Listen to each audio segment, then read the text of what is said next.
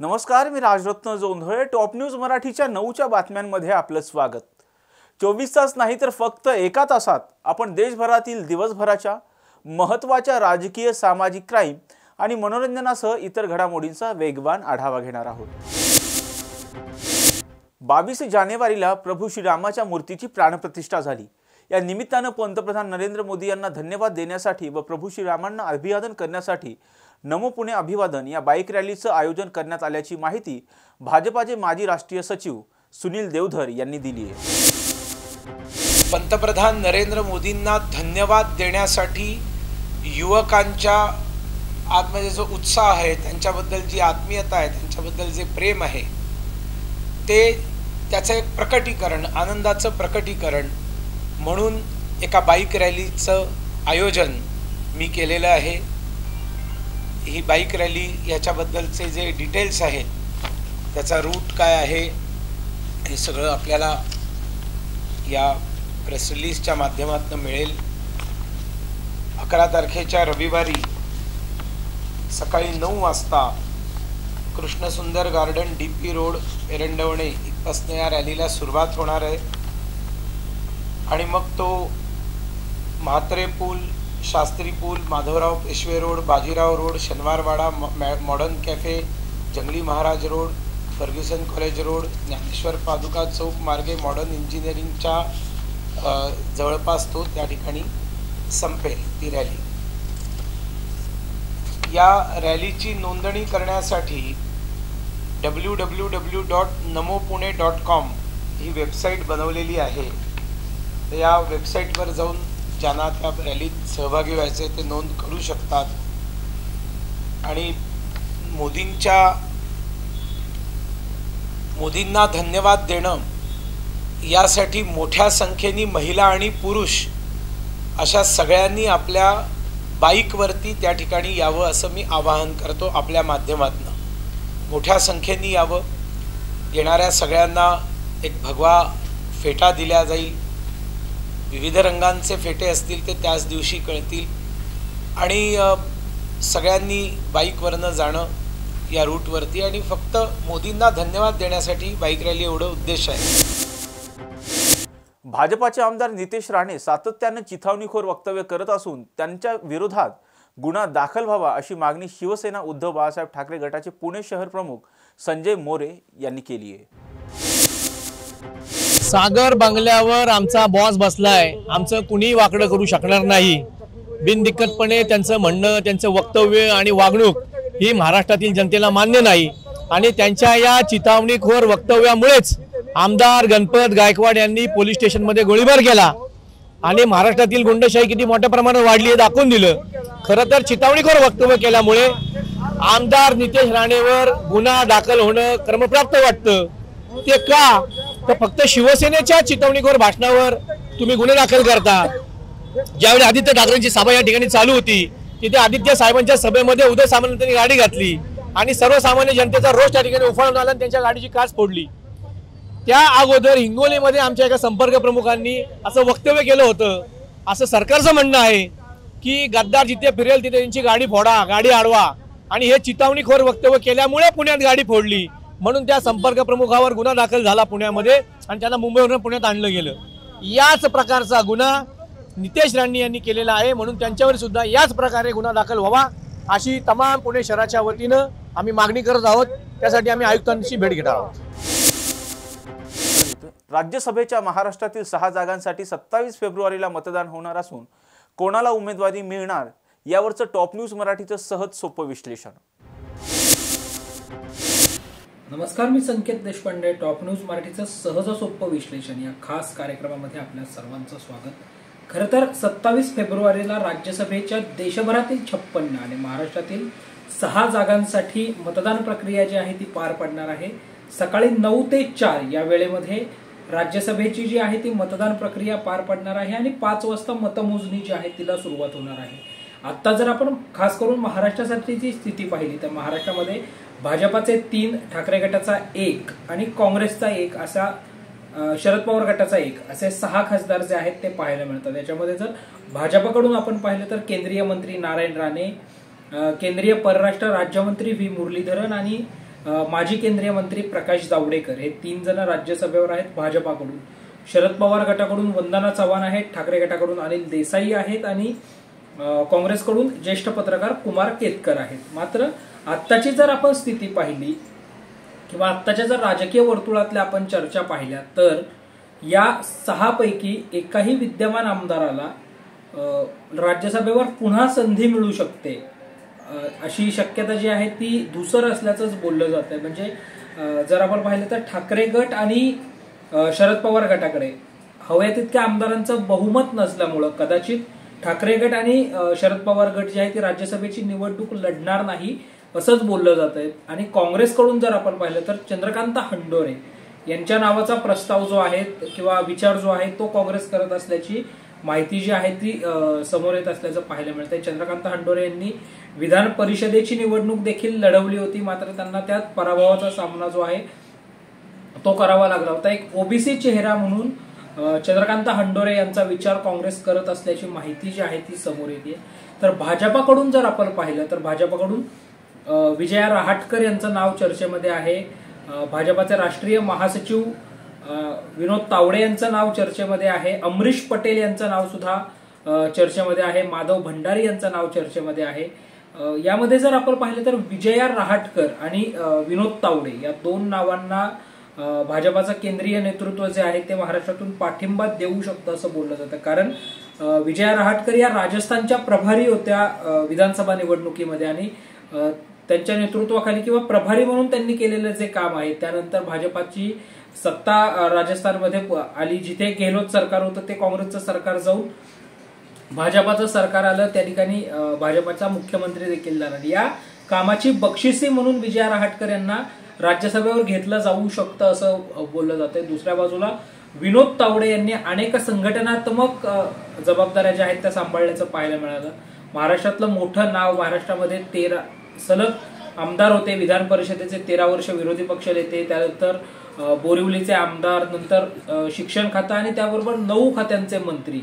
आणि 2019ला जेव्हा त्यांचं तिकीट कापलं गेलं त्यावेळी विनोद तावडेंचं पॉलिटिकल करिअर धोक्यात आलं अशा चर्चा सुरू झाल्या होत्या. मात्र अवघ्या वर्षभरातच विनोद तावडे यांनी भरारी घेतली, थेट राष्ट्रीय पातळीवर सचिव झाले. त्यानंतर एक जबाबदारी जी आहे ती त्यांना मिळत गेली. आता जी भाजपाची लोकसभा निवडणुकीच्या अनुषंगाने जी संयोजक समिती आहे त्याच्यामध्ये विनोद तावडे यांचं मोठं नाव आहे, महत्वाची जबाबदारी विनोद तावडे यांच्याकडे आहे.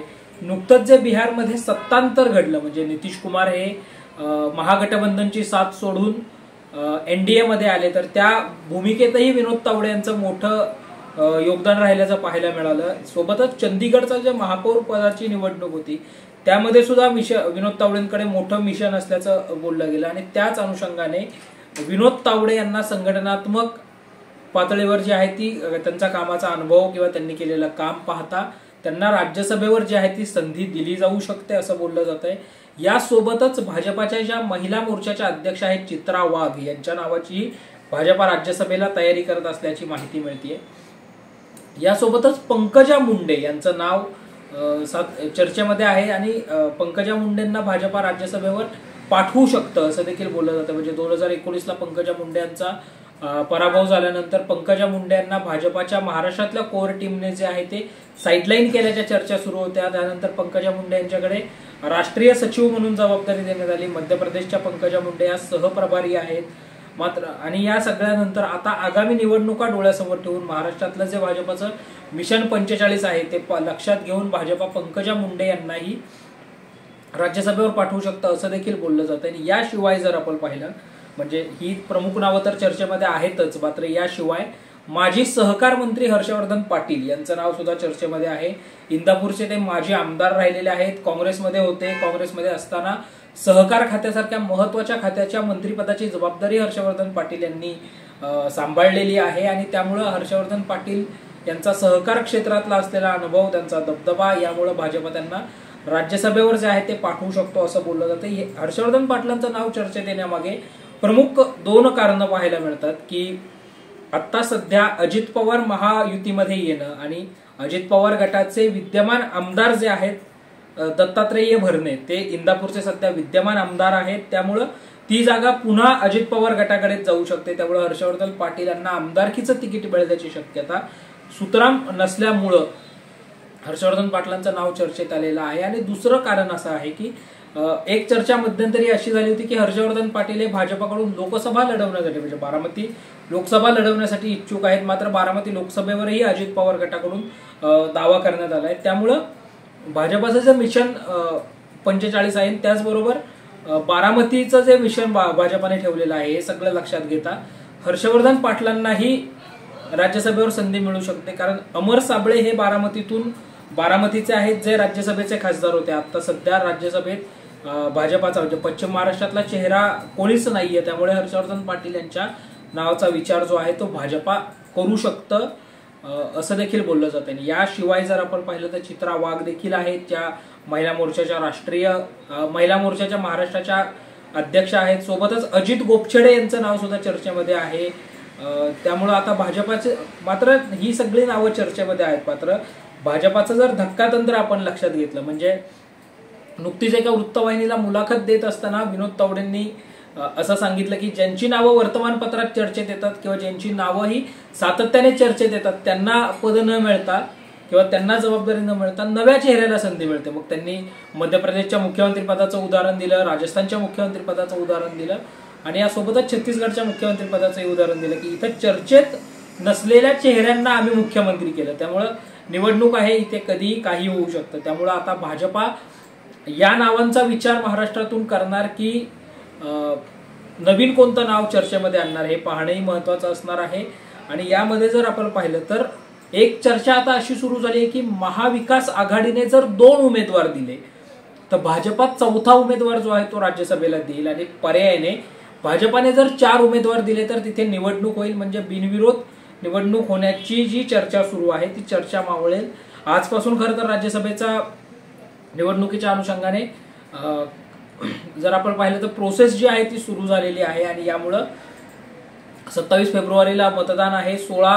20 फेब्रुवारीपर्यंत जे आहे ते अर्ज मागे घ्यायचा आहे, त्यानंतर अर्जाची छाननी आणि प्रत्यक्ष मतदान प्रक्रिया जी आहे ती 27 फेब्रुवारीला होणार आहे. त्यामुळे आता या नावांपैकी कोणी राज्यसभेवर जातं की नवीन कोणतं नाव हे राज्यसभेवर दिलं जातं भाजपा आणि काँग्रेसकडून हे पाहणंही महत्वाचं आहे. यामध्ये नंतर शिंदे गटाकडून मिलिंद देवरा यांचं नावही चर्चेत आहे. त्यामुळे मिलिंद देवरा यांना शिंदे गट राज्यसभेत पाठवतो का हे पाहणंही महत्वाचं असणार आहे. या सगळ्या बाबतचे अपडेट्स आम्ही वेळोवेळी तुमच्यापर्यंत घेऊन येणारच आहोत. तोपर्यंत पाहत रहा टॉप न्यूज मराठी, आपला महाराष्ट्र आपली बातमी. आणि आता top news Marathi channel Jio टीव्हीच्या OTT प्लॅटफॉर्मवर तेही 24. महायुतीमध्ये कोणतेही मतभेद नसून वाद झाल्यास ते मिटवण्यास तिन्ही पक्ष सक्षम आहेत असं म्हणत राज्यात महायुतीच्या 48च्या 48 जागा निवडून येतील असा आपला सर्वे असल्याचं मत उदय सामंत यांनी पिंपरी चिंचवडमध्ये प्रसार माध्यमांशी बोलताना व्यक्त केलंय. पहिलं तुमचं आधी म्हणणं मी खोडून काढतो की कुठेही महाराष्ट्रातला एकही प्रकल्प हा गुजरातमध्ये गेलेला नाही. काही लोक नरेटिव्ह सेट करण्यामध्ये यशस्वी होत आहेत असं तुमच्या मला प्रश्नावरून आता वाटायला लागलं, पण कुठेही कोण गेलेलं नाही, उलट तिकडचे इकडे येत आहेत. पहिली महत्त्वाची गोष्ट. दुसरी महत्त्वाची गोष्ट की जे आमच्यावर आरोप करत आहेत की इकडचा प्रकल्प तिकडे गेला, त्यांनी 4 वर्ष हे अवॉर्ड घेतलं नव्हतं. मी राजकीय बोललो नाही, पण तुम्ही आता जो प्रश्न विचारला त्याचं उत्तर मी देतो. ही अवॉर्ड द्यायची जबाबदारी त्यांची होती आणि हे अवॉर्ड करोनाच्या कालावधीमध्ये दिलं नाही. मी समजू शकतो, करोना हा 1.5 वर्ष होता, नंतर का दिलं गेलं नाही. पण शेवटी सरकारची मानसिकता असावी लागते. सरकारनं याच्यामध्ये पुढाकार घेतला आणि आज आम्ही सगळी अवॉर्ड या ठिकाणी दिलेली आहेत. त्याच्यामुळं नवीन नक्की चालना एक्सपोर्टसाठी मिळेल. आणि एक्सपोर्टच्या बाबतीमध्ये हे काय एक्सपोर्ट 300 कोटी 400 कोटी 1000 कोटीच्या बाबतीतलं नाही आहे. 30 लाखाच्या धंद्यापासून 30 कोटीच्या धंद्यापर्यंत जे खरोखरच स्मॉल स्केलवाले एक्सपोर्ट करत आहेत त्यांची पाठ थोपटण्याचा कार्यक्रम आहे. त्याच्यामुळे तुम्ही जे सांगितलं की इकडचा प्रकल्प तिकडे गेला असं अजिबात झालेलं नाही. उलट 3,30,000 कोटीचे MOU डावसवरनं करून आम्ही परदेशी गुंतवणूक महाराष्ट्रामध्ये आणलेली. मी यावर सांगितलं की आता या गर्दीमध्ये प्रत्येकाच्या हातामध्ये मोबाईल आहे आणि प्रत्येकाची इच्छा ही प्रत्येकाबरोबर फोटो काढायची असते. आणि महत्त्वाची भूमिका अशी आहे की स्वतः मुख्यमंत्री हे लोकांमधले आहेत. लोकांमध्ये जाऊन ते काम करतात, रस्त्यावर उतरून काम करतात. जी लोक कधी बंगल्याच्या बाहेर आली नाहीत त्यांना सेल्फी किंवा दुसऱ्याबरोबर फोटो काढणं हा काय माहीत नसावा असं मला वाटतं. आणि म्हणून त्यांच्याबरोबर एखादा दुसरा कोणतरी येऊन उभा राहिला असेल आणि त्याला जबाबदार त्यांना धरावं. कारण आत्ताच मी सोशल मीडियावर बघितलं की ज्यांनी आरोप केला त्यांच्याबरोबर देखील असे फोटोज आपल्या सोशल मीडियावरनं आणि इलेक्ट्रॉनिक मीडियावरनंच पब्लिश झाले. त्याचं उत्तर त्यांनी देखील पहिलं दिलं पाहिजे.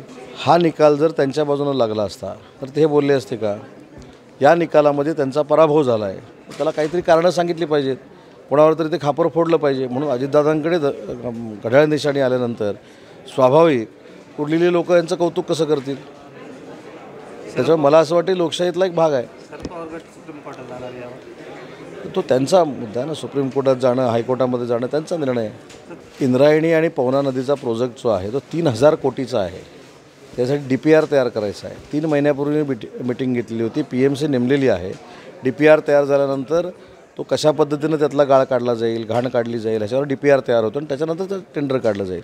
2 महिन्यापूर्वी मीटिंग झाली कारण शेवटी लोणावळ्यापासून आपल्याला संपूर्ण ते जी काही घाण असेल किंवा मैला असेल जे काय झालं असेल इंडस्ट्रीमुळे असेल रिअल इस्टेटमुळे असेल ते सगळं आपल्याला साफ करायचं आहे. आणि ते 1 महिन्याच्या टेंडरमध्ये होणार नाही कारण त्याची टेंडर कॉस्ट जी आहे ती जवळजवळ 2,000 ते 3,000 कोटीपर्यंत जाणार आहे. ही फार छोटा कार्यकर्ता आहे. वाद मिटवायला तिन्ही पक्षांचे नेते जे आहेत हे सक्षम आहेत. त्याच्यामुळे तुम्हाला बातमी मिळणार नाही याची दक्षता आम्ही नक्की घेऊ. मी सर्वे असा केलेला आहे की महायुतीच्या 48च्या 48 जागा निवडून देतील. आता पुढे नाही, महाविकास आघाडीला 9 जागा भेटणार राज्यामध्ये. मी जो सर्वे केला त्याच्यामध्ये महायुतीला म्हणजे शिवसेना, भाजप आणि अजितदादांच्या राष्ट्रवादी काँग्रेस पक्षाला 48 जागा मिळणार आहेत असा मी केलेला सर्वे आहे. छगन भुजबळ यांनी काही दिवसांपूर्वी मराठा समाजातील बांधवांची दाढी कटिंग नाभिक समाजाने करू नये असं विधान केलं होतं. त्यानंतर सकल नाभिक समाज संघटना आक्रमक झाली होती. भुजबळ यांना आपलं वक्तव्य मागे घेऊन मराठा व ओबीसी समाजाची जाहीर माफी मागावी अशी मागणी सकल नाभिक समाज संघटनेचे नेते सोमनाथ काशीद यांनी केली. भुजबळ साहेब, तुमच्या थोड्या वेळापूर्वी मी पत्रकार परिषद ऐकली आणि त्या पत्रकार परिषदेमध्ये तुम्ही वारंवार प्रत्येक पत्रकार परिषदेमधून सांगताय की मी असं बोललोच नाही, मी एका गावापुरतंच बोललो, नाभिक समाजाच्या एका व्यक्तीने त्याचा विपर्यास केला आहे. विपर्यास भुजबळ साहेब मी केलेला नाही आहे, मी सत्य भूमिका मांडली. आणि तुम्ही जे मराठा समाजाची दाढी कटिंग नाभिक समाजाने करू नये हे जे वक्तव्य केलं ते संपूर्ण महाराष्ट्र बघत होता आणि त्याचे परिणाम संपूर्ण महाराष्ट्रातल्या गावगाड्यांमध्ये होणार होते. तुम्ही का भांडणं लावता हाच माझा प्रश्न आहे ना तुम्हाला. तुम्हाला एक वारंवार मी विनंती करतोय की तुम्ही बहिष्काराचा शब्द माघारी घ्या आणि नाभिक समाजाची माफी मागा. तुम्ही ते सोडून माझ्यावरती मला धमक्या देत आहेत तुमचे कार्यकर्ते, तुमचे समर्थक माझ्यावरती शिवीगाळ करतायत आणि तुम्ही मला असं ऐकायला मिळालं की तुम्ही माझ्यावरती केसेस सुद्धा टाकायला काही कार्यकर्त्यांना भाग पाडताय. मी शिवाजी काशीद यांचा विचारांचा वंशज आहे, विचारांचा वारसदार आहे. मी तो वारसा पुढे चालू ठेवतोय. आणि खरं तर मी तुम्हाला एक अजून सांगतो की तुमच्या अशा कार्यकर्त्यांच्या धमक्यांना सोमनाथ काशीद घाबरणार नाही. आणि माझं काम सत्य मांडायचं, गावगाड्यातल्या वातावरण शांत कसं राहील ह्याच्यावरती कायम माझं काम चालू ठेवणार. तुम्ही बहिष्काराचा शब्द माघारी घ्या. बुलेटिन मध्ये घेऊयात एक छोटासा break. Come on guys, hurry up. अरे सुन ना, एक ब्रेक ले लेते हैं. Guys, I am telling you, तुम लोगों को सही से ट्रैकिंग नहीं आता. But that's okay, you can learn. रोज का ढक्कन देना. ये रेड वाला है, सही वाला देना. अबे ढक्कन, पहले तो सही पानी पीना.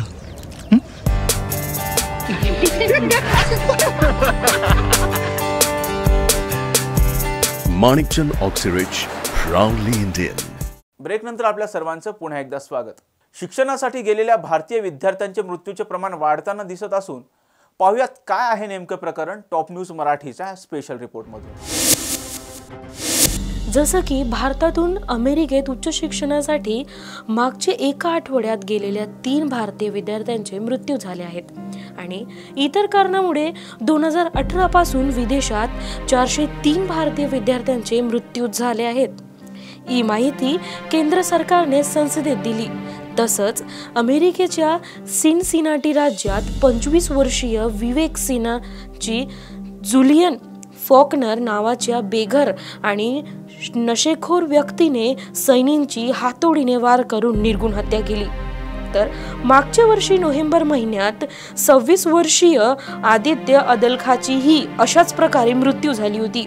तर पर्ड्यू विद्यापीठातील जॉन मार्डिसन हॉनर्स महाविद्यालयातून कम्प्युटर सायन्स आणि डेटा सायन्समध्ये पदवी घेतलेल्या नील आचार्य नावाच्या विद्यार्थ्याचे मृत्यू झाल्याची घटना घडली असून इंडियाना येथील पर्डी विद्यापीठात डॉक्टरचे शिक्षण घेणाऱ्या एक विद्यार्थी याचा मृत्यू आढळला असून अन्य एका IT विद्यार्थ्यावर त्याच्या शिकोगातील घराजवळ हल्ला झाल्याची घटना समोर आली आहे. तसेच मेकॅनिकल इंजिनिअरिंग मध्ये शिक्षण घेणाऱ्या 23 वर्षीय समीर कामत हा वरन काउंटी येथील सोमवारी मृत अवस्थेत आढळल्याचे त्याच्या विभाग प्रामुख्यांनी. राज्यसभेतील 57 खासदारांचा निरोप समारंभ आज पार पडला. त्यावेळी बोलताना नरेंद्र मोदी काय म्हणालेत पाहूयात. लेकिन ये सदन निरंतरता का प्रतीक है. लोकसभा 5 साल के बाद नए रंग रूप के साथ सज जाती है. ये सदन हर 2 वर्ष के बाद एक नई प्राण शक्ति प्राप्त करता है, एक नई ऊर्जा प्राप्त करता है, एक नए उमंग और उत्साह का वातावरण भर देता है. और इसलिए हर 2 साल में जो होने वाली विदाई है, वो विदाई एक प्रकार से विदाई नहीं होती है. वो ऐसी स्मृतियों को यहां छोड़ करके जाते हैं जो स्मृतियां आने वाली जो नई बैच होती है उनके लिए ये अनमोल विरासत होती है. जिस विरासत को वो यहां अपने कार्यकाल के दरमियान और अधिक मूल्यवान बनाने का प्रयास करते हैं. जो आदरणीय सांसदगण अपने कुछ लोग जा रहे हैं, हो सकता है कुछ लोग आने के लिए जा रहे हो और कुछ लोग जाने के लिए जा रहे हो.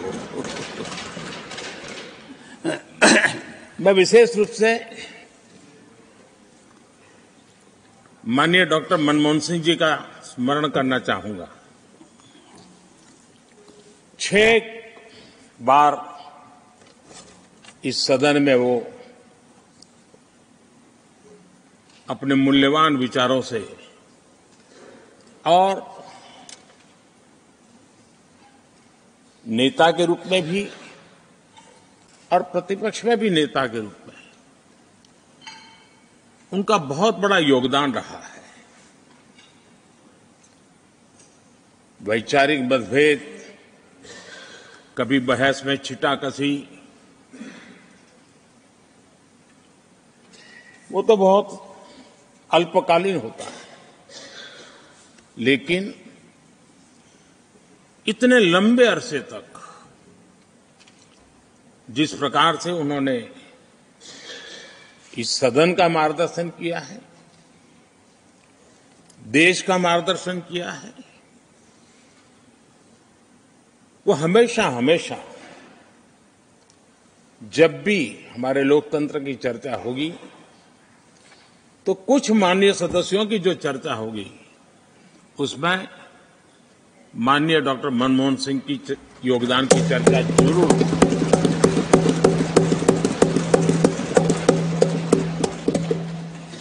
और मैं सभी सांसदों से, चाहे इस सदन में हो या उस सदन में हो, जो आज है वो शायद भविष्य में आने वाले हो, मैं उनसे जरूर कहूंगा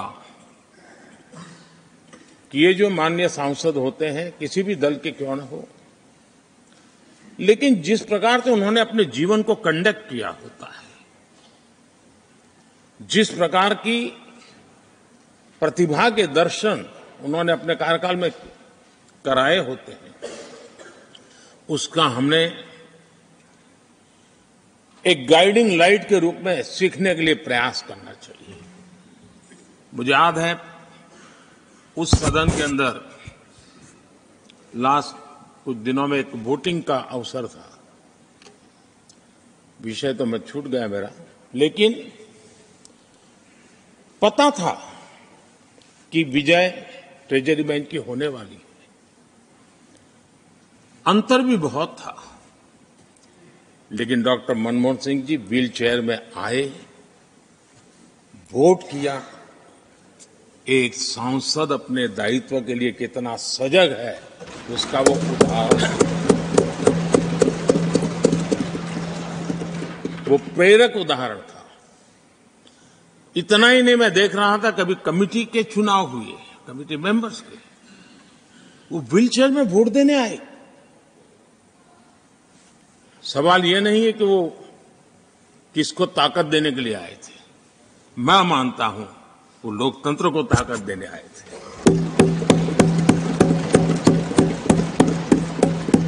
और इसलिए आज विशेष रूप से मैं उनके दीर्घायु के लिए हम सब की तरफ से प्रार्थना करता हूं, वे निरंतर हमारा मार्गदर्शन करते रहें, हमें प्रेरणा देते रहे। आदरणीय सभापति जी, जो हमारे साथी नए दायित्व की ओर आगे बढ़ रहे हैं, इस सीमित विस्तार से एक बड़े विस्तार की तरफ जा रहे हैं, राज्यसभा से निकल करके जनसभा में जा रहे हैं, तो मैं मानता हूं उनका साथ, यहां का अनुभव, इतने बड़े मंच पर जा रहे हैं तब देश के लिए एक बहुत बड़ी पूंजी बनकर के निकलेगा।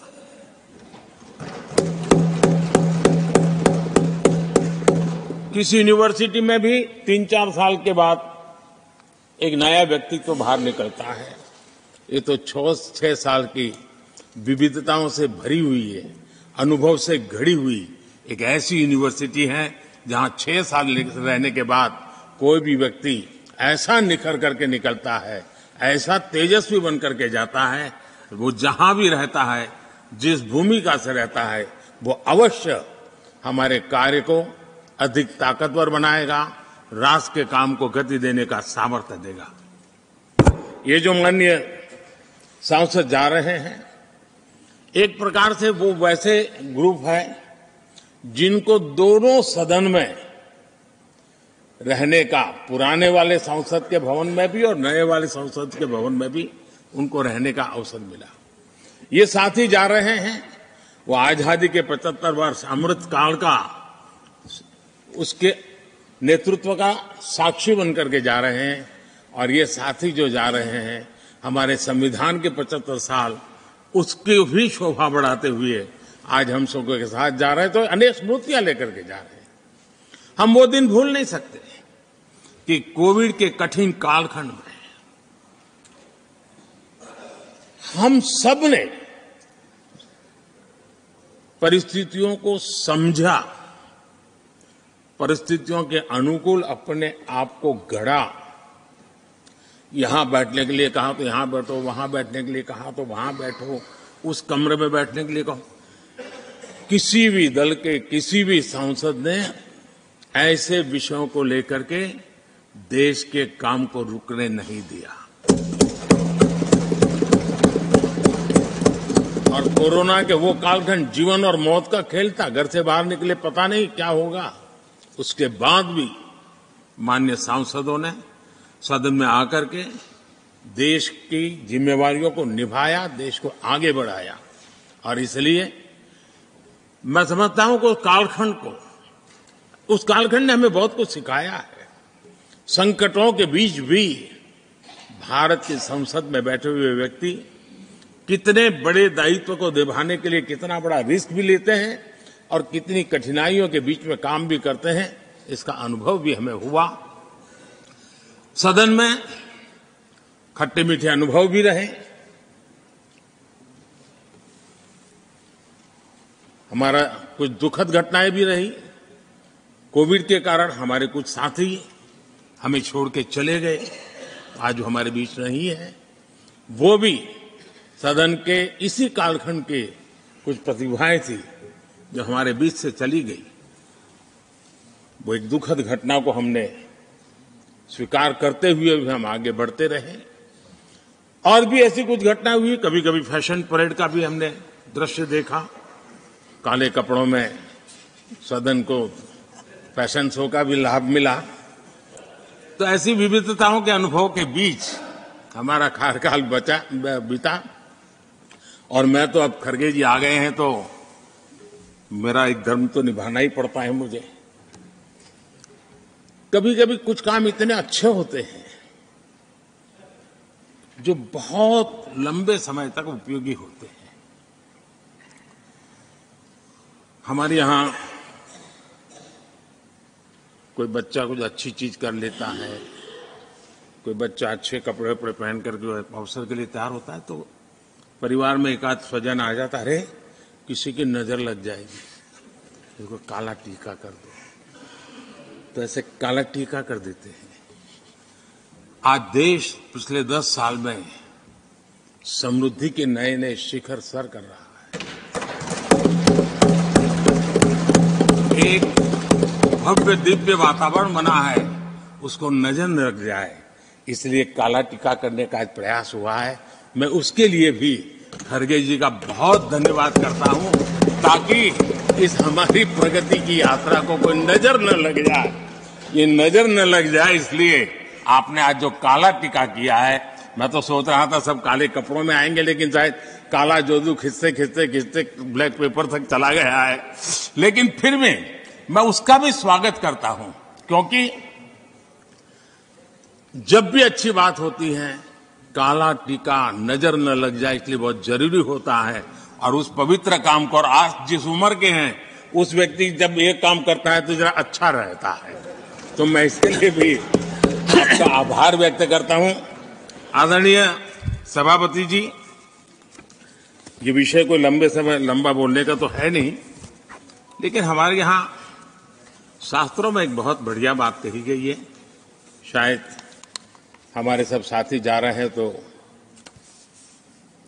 जो कमी भी हमें महसूस होगी उनकी, क्योंकि उनके विचारों का लाभ जो आ जाएंगे वापिस वो तो और तेज तरार होकर के आएंगे। नवी मुंबईत सकल मराठा समाजाच्या वतीनं आयोजित सत्कार समारंभ कार्यक्रमात मनोज जरांगे पाटील काय म्हणालेत पाहूयात।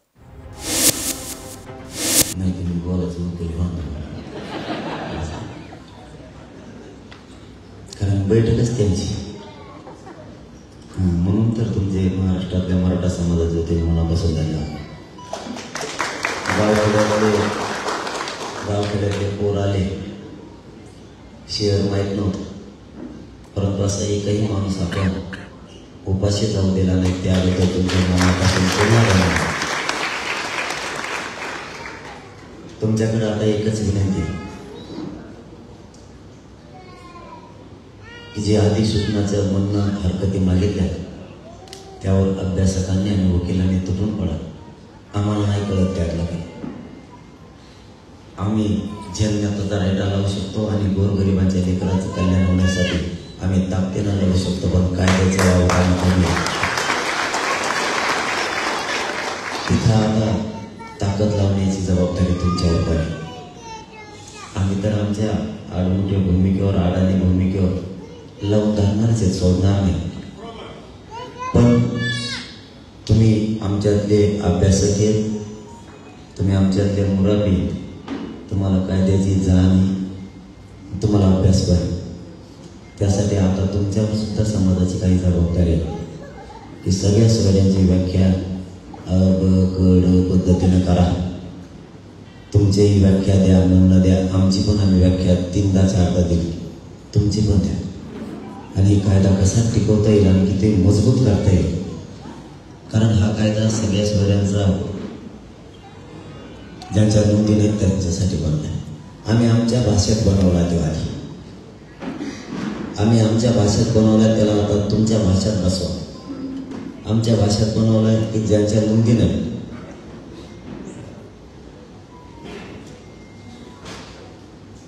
ज्यांच्या नोंदी नाही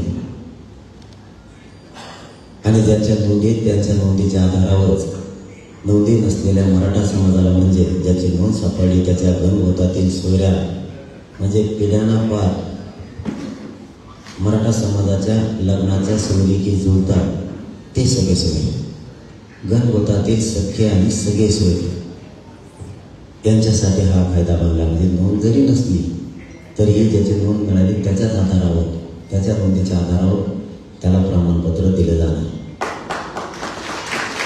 आता फक्त कायद्याला मजबूत करण्यासाठी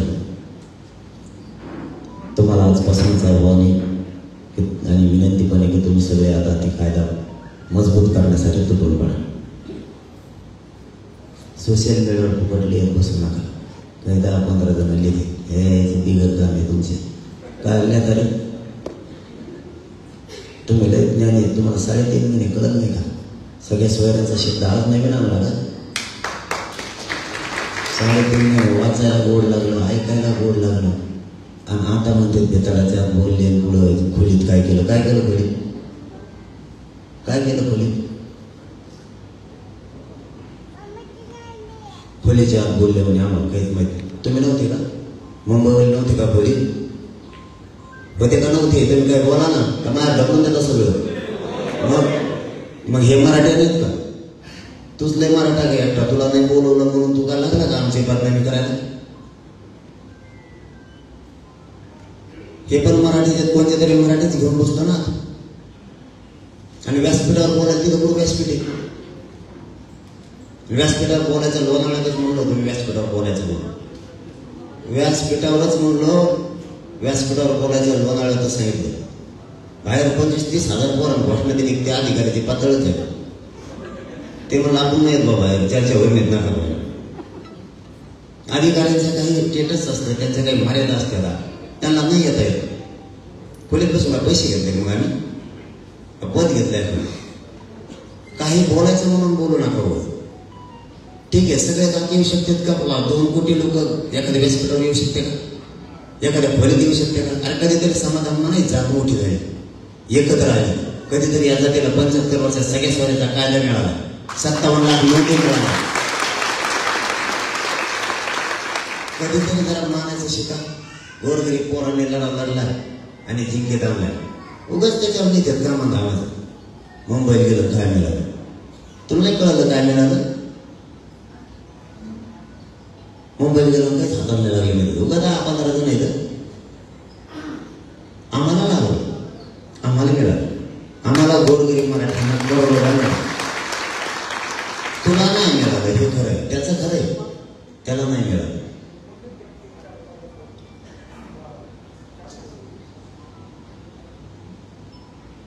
मला वाटलं आमच्या तिकडेच माझं पोचपोच चालते का तुम्ही तिकडे चालत का?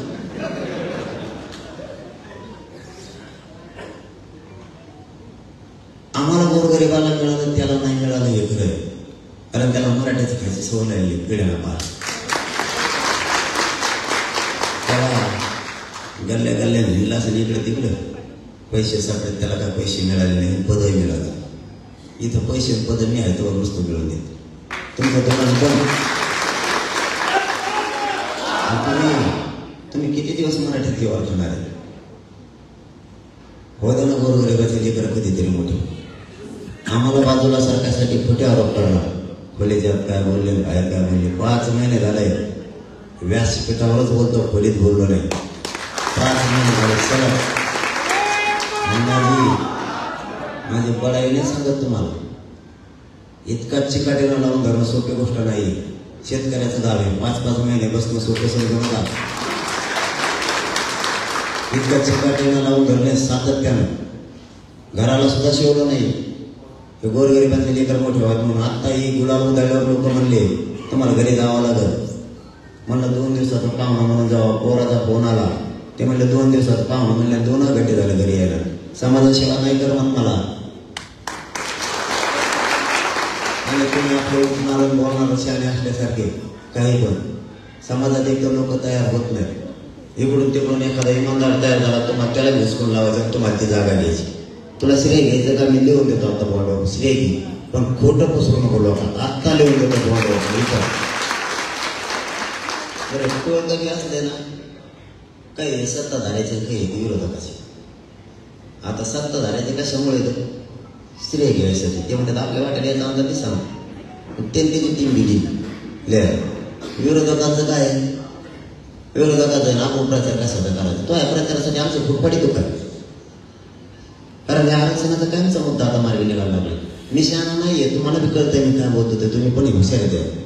कारण हे सगळ्या सवय्यांचा काळ जर लहान असतं मोठं नसतं ना, इतकी टोळी एक पुत्र आलीच नसती, त्यांनी याची कदा खाली केल्याच नसतं. टोळी कशी सक्रिय झाली याची कदा खाली करायला. वकील बांधवांकडे विनंती, टोळीनं जर आता पुन्हा प्रयत्न केला 3दा केला मराठ्यांचं आरक्षण हाणून पाडायचं, मंडल कमिशन चॅलेंज करणार म्हणजे करणार, तुम्हाला सगळ्यात सहकार्य करावं लागणार. ते सोडित नाही मी आता. कारण मला किंवा माझ्या समाजाला कोणाचं वाटोळं करायचं नाही. आत्तापर्यंत आम्ही ओबीसी सुद्धा वाटोळं केलं, पण ते जर थांबतच नसलं त्याला मी काय करावं. त्याला ओबीसी बांधवांचं सांगायचं काम आहे, तुझ्यामुळे आमचं वाटोळं होऊ देऊ नको. ते काही काढायला होतं, आता नाही ते नाविक बांधवाची गाडी लावली जाता ते म्हणतं चक्क्याच करू नका त्याचं. मग तो करतो की एकटीची. मंत्री छगन भुजबळ यांनी प्रसार माध्यमांशी संवाद साधत मनोज जरांगे पाटील यांच्यावर जोरदार निशाणा साधलाय. शबीर अहमद अन्सारी हे गेले 40-45 वर्ष या ओबीसीसाठी काम करतायत, विशेषतः मुस्लिम ओबीसीसाठी. आणि मंडल आयोग जो आहे भारत सरकारने स्वीकारला त्यानंतर मुस्लिम धर्मातील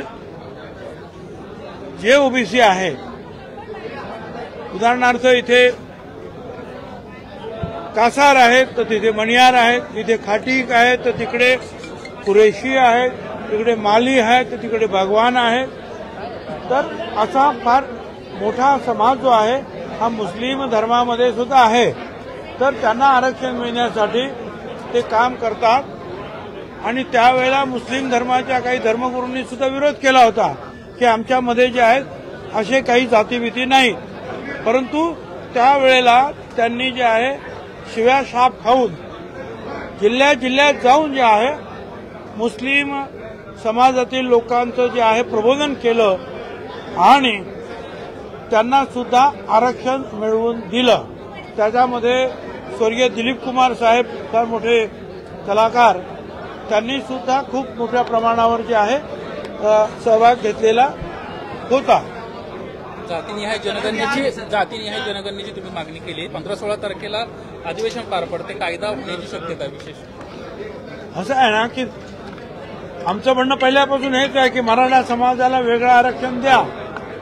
आता वेगळं आरक्षण देण्याचा जो कार्यक्रम जो आहे या शुक्रिया आयोगाच्या माध्यमातून होतो आहे, त्याला कायद्याचं स्वरूप देण्याचं काम कदाचित 15-16 फेब्रुवारीला खास अधिवेशन घेऊन करण्यात येणार आहे.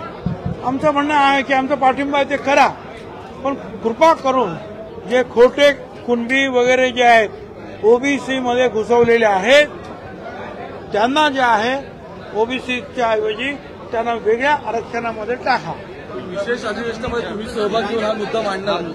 विशेष अधिवेशनात तुम्ही सुद्धा सहभागी व्हाल सरकारचा भाग म्हणून, त्यात तुम्ही हा मुद्दा मांडणार. आता तुमच्यातर्फे मांडणार मग तिकडे मांडणारच ना.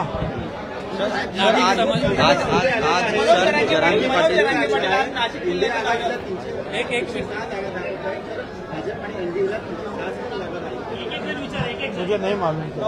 मनोज जरांगे पाटील आज नाशिकच्या दौऱ्यावर आहेत आणि 10 तारखेच्या नंतर सरकारला पुन्हा अल्टिमेटम दिलेला आहे की त्याला काय नाही. तो असं आहे ना, जरांगे पाटील म्हणजे स्वतःला काय समजतो आणि काय नाही. प्रत्येक वेळा अल्टिमेटम काय इथे काय लोकशाही आहे का काय हुकुमशाही चाललेला आहे. सर पण ते म्हणतात तो काम करतात. छगन भुजबळ हे राजीनामा देणारे नाहीत, राजीनामा घेणारे नेते आहेत जरांगे पाटील. त्या जरांगेला म्हणा जा ना विचार.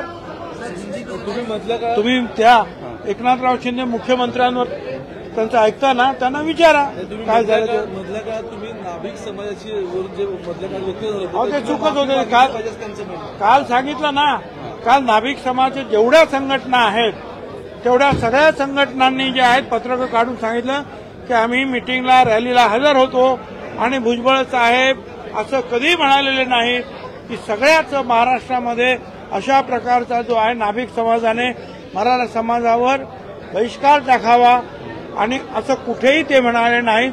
एका गावामध्ये एका नाभिक समाजाच्या माणसाने त्या मोबाईलवर काय म्हणतात त्याला ते काही पोस्ट टाकली, त्याच्यामुळे तिथल्या गावातील मराठा समाजाने असा आदेश काढला की या दुकानामध्ये केस कापायचे नाही. तेव्हा मी म्हटलं की असा जर बहिष्कार तुम्ही एकावर टाकत असेल तर बाकीच्या नाभिक बंधू जे असतील त्या गावातले मग त्यांनी सुद्धा सांगावं की तुम्ही जर त्याच्यावर बहिष्कार टाकला तर मग आम्ही तुमच्यावर बहिष्कार टाकू. आणि हे सगळ्यांनी मान्य केलं. सगळ्या ज्या संघटना आहेत त्यांनी काल पत्रकं सुद्धा काढली. पण एक दोन जे खोडसाळ लोक होते त्यांनी धचा मा करून जे आहे सगळ्या महाराष्ट्रामध्ये एक वेगळं वातावरण निर्माण केलं की सगळ्या मराठ्यांचा अपमान झाला, सगळ्या नाभिकांना आदेश देण्यात आला. हे असं नाही, तो फक्त एका गावापुरता प्रश्न होता. गाव नेमकं कोणतं होतं, त्याचं काही नाव वगैरे आहे का? असं पाथर्डी त्या कुठलं तरी ते गाव होतं. तुम्ही राजीनामा दिला आहे. आज राज्यपालांकडे शरद पवार यांचं चिन्ह आणि पक्ष काढून घेतल्यानंतर पुन्हा आम्ही नावासोबत आलेलो आहे. शरदचंद्र पवार यांच्या नावासोबत आम्ही पुन्हा नव्यानं आलेलो आहोत. पक्ष आणि चिन्ह काढून घेतल्यानंतर पुन्हा आम्ही शरद पवार यांच्या नावासोबत आलेलो आहोत. कसं पाहता? मला एक सिनेमा आठवतो. आता जर समजा अमिताभ बच्चन आणि शशी कपूर इथे असते तर अमिताभ बच्चन हे म्हणाले असते, तुम्हारे पास क्या है? हमारे पास गाड़ियां है, हमारे पास मंत्री है, हमारे पास गवर्नमेंट है,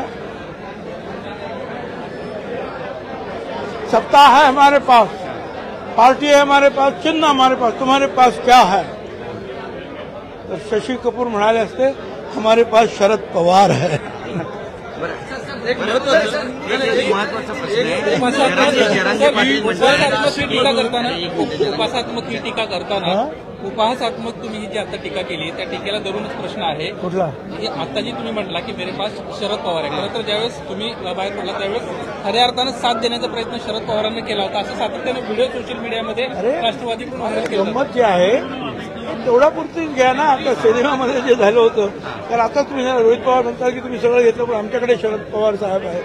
तर त्यावेळेस त्या सिनेमातला एक जो सीन होता आणि शशी कपूर म्हणतो की मेरे पास माँ है, तसं हे म्हणणार की मेरे पास शरद पवार आहे आणि इनके पास. सर आज जरांगे पाटील नाशिकमध्ये ते म्हणतात मंडल आयोगाला चॅलेंज करणार नाही, पण जर भुजबळांनी अध्यादेशाविरोधात भूमिका घेतली तर मात्र मंडळ आयोगाला चॅलेंज. तुझी हिंमत असेल ना, तू खरा पाटील असतील तर जरांगे तू मंडल आयोगाच्या विरुद्ध जे आहे संपून दाखव मंडल आयोग. आणि एवढी तरी तुला अक्कल पाहिजे की तुला ओबीसी म्हणून आरक्षण पाहिजे आणि त्या ओबीसी आरक्षणाचा निर्माता हे मंडल आहे. मग तिकडे त्याला खलास करणार म्हणून सांगतो आणि मग इकडे कसं काय राहणार ओबीसी? एवढी सुद्धा अक्कल नाही त्या माणसाची. काय बोलायचं आहे?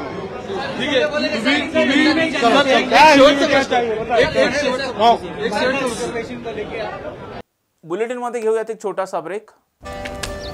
कम ऑन गाइस, हरी अप. अरे सुन ना, एक ब्रेक ले लेते हैं. Guys, I am telling you, तुम लोगों को सही से ट्रैकिंग नहीं आता. But that's okay, you can learn. रोज का ढक्कन देना. ये रेड वाला है, सही वाला देना. अबे ढक्कन, पहले तो सही पानी पीना.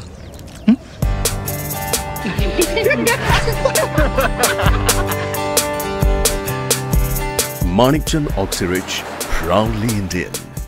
ब्रेक नंतर आपल्या सर्वांचं पुन्हा एकदा स्वागत. मंत्रिपदासाठी उद्धव ठाकरेंनी 1 कोटी रुपये घेतल्याचा आरोप मंत्री दीपक केसरकर यांनी पत्रकार परिषदेतून उद्धव ठाकरेंवर केला.